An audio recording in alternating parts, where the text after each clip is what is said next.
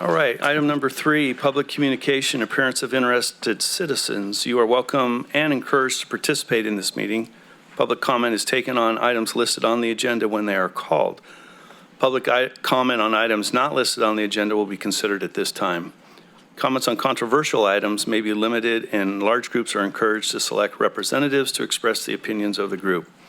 Members of the public will have 3 minutes to speak. Written requests received at least 24 hours prior to the meeting will be allotted 5 minutes to comment. I do have a couple speaker cards, so I'll go through those and then invite others who want to speak to come to the podium.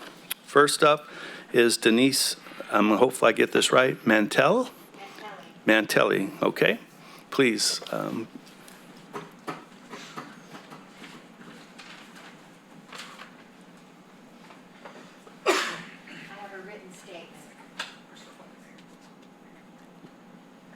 I have my statement written, so I'm going to read it. Good evening. Hello. Thank you for allowing me to speak tonight. My name is Denise Mantelli. I'm a native Californian, living in Yuba City for 27 years and a property owner in Sutter County. I want to talk to you tonight about our town and the homeless situation, which I believe is getting worse by the day. I've been yelled at demanding money. I have seen men going to the bathroom on the street. I have seen a man on the lawn of Stabler Apartments with his pants pulled down. I have seen a man bathing on the lawn of the Bride Church, also with his pants down. I have seen men doing drugs on Colusa Highway smoking marijuana. The most concerning to me is I was shopping on Plymouth Street and a man screamed at me to give him money. He followed me demanding money. I was fearful and ran to my car. These people are not our local families down on their luck. I want you to know I am not without sympathy for them. There is garbage everywhere now on our streets. And I have 2 questions for you, my local government. Where are the people coming from? There seems to be more every week. And number 2, what is being done to fix the problem and help the people? The examples I've stated are only from my driving in town, running my daily errands. Thank you. Before I call up the next speaker, Commander Runyon, would you have an opportunity maybe to talk a little bit about the police department's current efforts in regard to homeless? And then I'm going to pass that off to also to the city manager to talk about homeless court and some of the efforts that the county and the city of Yuba City are undertaking to try to address this continuing problem. Please. Good evening. So, ma'am, your comments are well recognized. We know there's a problem. It's quite honestly a national problem. We've been dealing with it for several years. The police department has 1 homeless liaison officer, and we have a second one that we are looking to fill here this year. And they've been involved with a lot of the local organizations, the county health department, mental health department, taking a collaborative effort at trying to address some of these issues. Where they're coming from, that's it's a tough question because they come from all over, to be honest. We are amazed every day when we find someone new, and our homeless officer, he is getting to know a lot of these people very well, and he'll just find new ones that came in from somewhere else. We don't know why. We're doing everything we can. Not only is it just our homeless officers that are doing that, the patrol officers are going out daily, almost every morning, and moving these people along from businesses, but we're also dealing with a lot of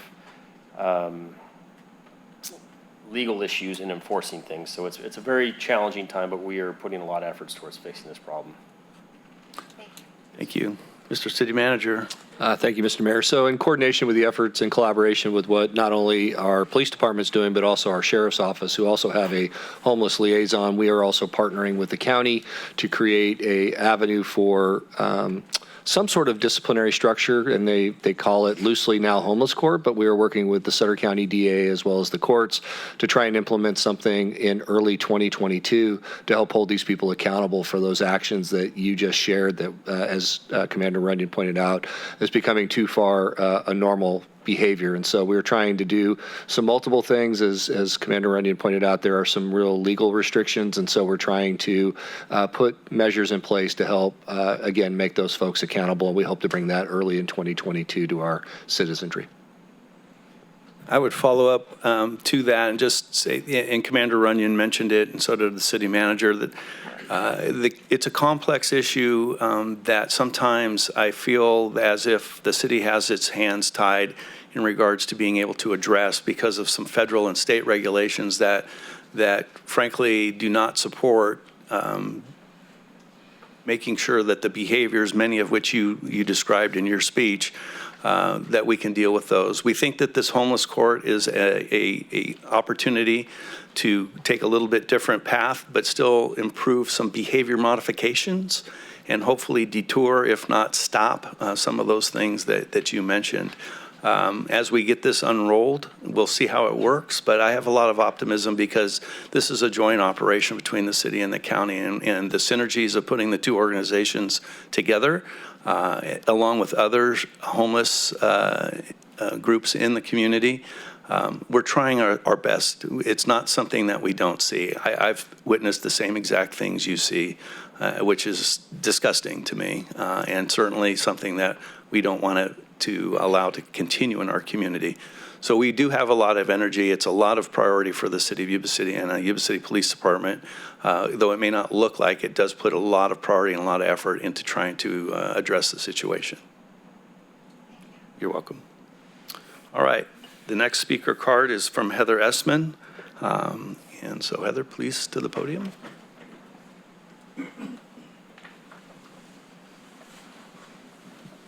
Oh, good evening, Council.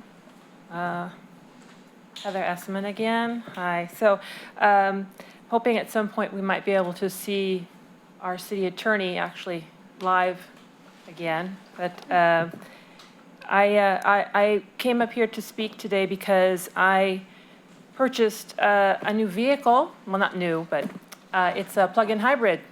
And at the beginning, you can punch in where the charging stations were.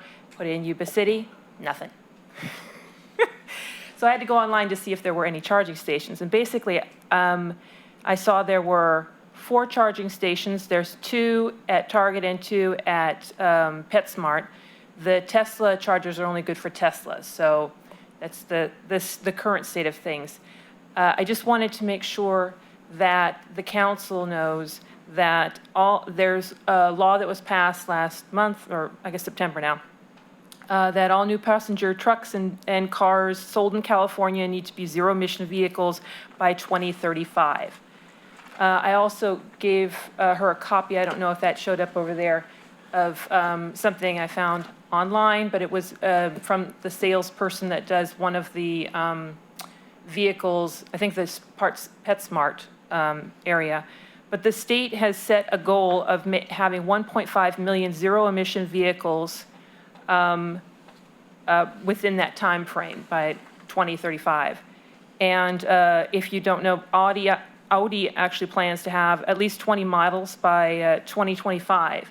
So Audi is comparable to a Tesla on, as far as costs are concerned. And so they're probably trying to get into that market. GMC also said that they could probably catch Tesla in EV sales by 2025. The California Energy Commission also says that California needs 1.2 million chargers. Currently, we have in the entire state of California only 70,000. So you can kind of get where I'm going here. We need to not be the last at the end. Right now, there's still incentives. There's still, if you can still find them if you go look for them. Imagine if we get to that point that, and I don't know if you want to pass that around, but we get to the point where half the vehicles in the state have some electric vehicle capability, and we have 4 charging stations. Are we all going to have just used vehicles? We need to not wait until there's no more incentive to try and see if we can't communicate through the city, through the council, to make an effort to say, we need to start ramping this up a little bit faster. I've been to all these meetings. I haven't seen anything. Now, there may be something behind the works. I don't know. but up to now, we haven't seen very much. So I just wanted to say, we need them at hotels, we need them at the retail stores, we need them at grocery stores, and just, we don't want to end up being another Detroit or a coal mining town where there's kind of a blight situation, if you understand what I'm saying. Okay, thank you. I will say that I know that I have received emails from companies that are interested in helping with the electronic vehicle charging. I've passed those to the city manager. I don't know the current status of those, but we can get with you and give you an update on that stuff. So yes, we're aware, and yes, we are seeking alternative means of getting those things installed. I don't know if there's any requirements in any of the codes yet, Ben, but maybe you, if you are aware, perhaps you could shed some light for the rest of us as well.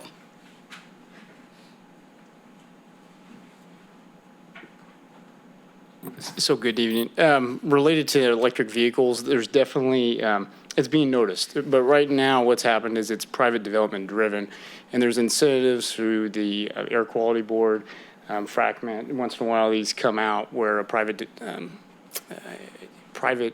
property owner, business, they can look for those incentives and work through that, like Target, New Earth, or where they're at. But the only requirement I'm aware of right now is with a gas station, they have to designate a number of vehicles when they're building it for future electric vehicles. And so, there has been some interesting gas stations coming in, and that's been a real conversation with staff that, hey, all these new rules are coming out. What is the plan? And they're saying the trend is happening sooner, and they think it's moving a lot faster than it is. And so they're definitely, with the new layout for these gas stations, they're making sure that they're looking that the infrastructure can be converted when it comes.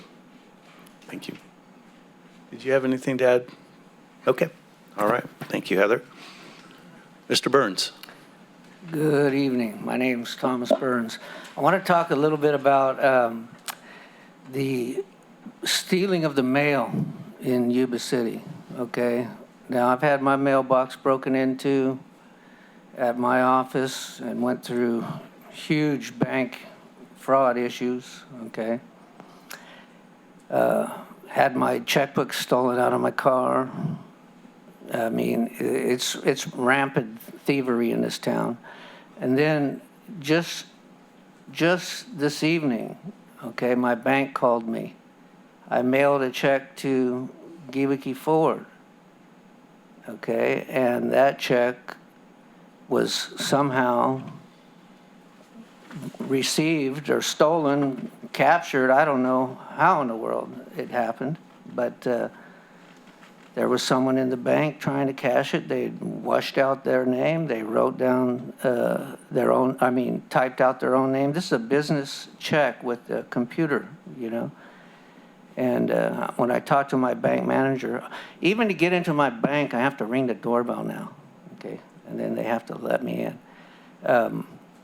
Now, you might think that's just for me, but it's for everybody. Okay. So she says, the bank manager, that the fraud is over the top, but the stealing of the mail, and maybe you guys can find somebody to deal with that issue.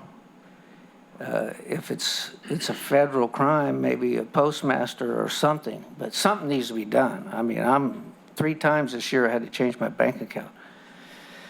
And then I wanted to talk a little bit about the homeless situation. I see it. When you go to work at 4 in the morning, you know, it's like running through a video game, you know. People popping up everywhere, you know, running across the street, you name it. But I wanted to talk about Governor Newsom, okay? Banning all small engines in California. I mean, he thinks he can do that. It's unbelievable. No lawnmowers, no gas blowers, whatever. I mean, the guy must be insane, okay? I'm going to use my lawnmower until I'm dead, okay? I'm not going to obey. So there you have it. And I think there's many Californians like that.